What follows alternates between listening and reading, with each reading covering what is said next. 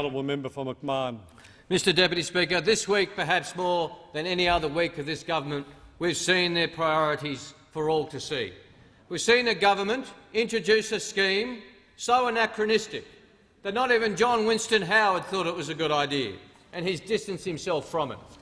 We've seen a government embrace old imperial honours that have been gone for almost 30 years, but a government today which trashed the Westminster tradition in this House for its own partisan advantage. They love tradition when it comes to honours to themselves, but they hate tradition when it comes to a fair parliament. But even more than that, we've seen their priorities when it comes to the budget, and we've seen them playing partisan politics with the budget, just as they've played partisan politics with the traditions of this parliament. And this is a very transparent game, Deputy Speaker, and we've called it for what it is and will continue to call it for what it is. It's a transparent game to inflate the projections on budget deficits for their own cheap and tawdry partisan politics, talking down the national economy for their own cheap political gains. And what are they doing to do this?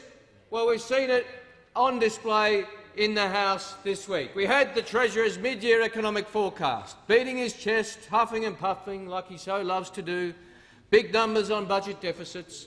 But when you look at the analysis, one deficit after another has been added to by this government by their own decision. $68 billion worth added to the budget deficits over the projection period, more than doubling the deficit. And how they've done this? Well, just have a look at what happened in the House this week, where the Deputy Leader of the Opposition asked a very straight question to the Prime Minister. What is the government's policy on overseas development assistance, and when will they meet the target of 0.5% of gross national income? And the Prime Minister gave an honest answer. He said it's an aspiration. We'd like to get there one day, but not until the budget's back in surplus. Fair enough. That's government policy.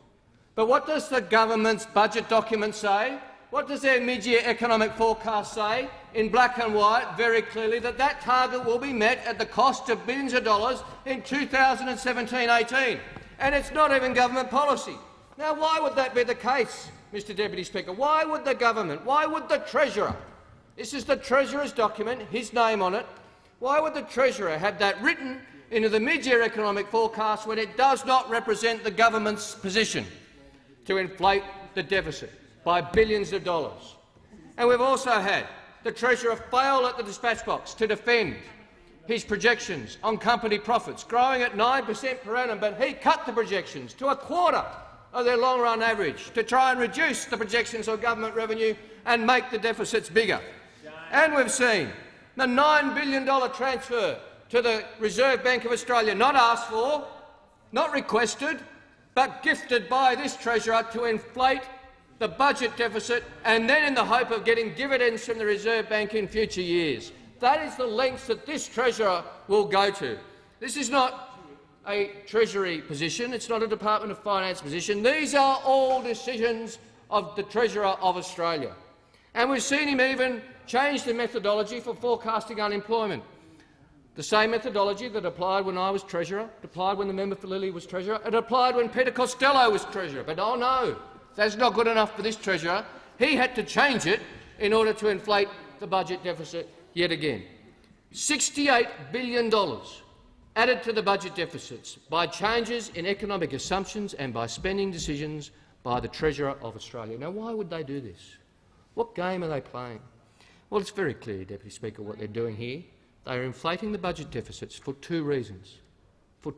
One, to soften up the Australian people for cuts that they always intended to make, for cuts that they always in their hearts wanted to make, for cuts that they kept secret during the election campaign, for cuts that are contained in a 900-page document that the Prime Minister has seen, the Treasurer has seen, the Minister for Finance has seen, but the rest of the Cabinet hasn't even seen, let alone the voters of Western Australia who will go to the polls in a couple of weeks without the benefit of knowing what their government has in store. And the second reason is for them to attempt to mislead the Australian people about the legacy of the previous government for their own cheap and tawdry purposes.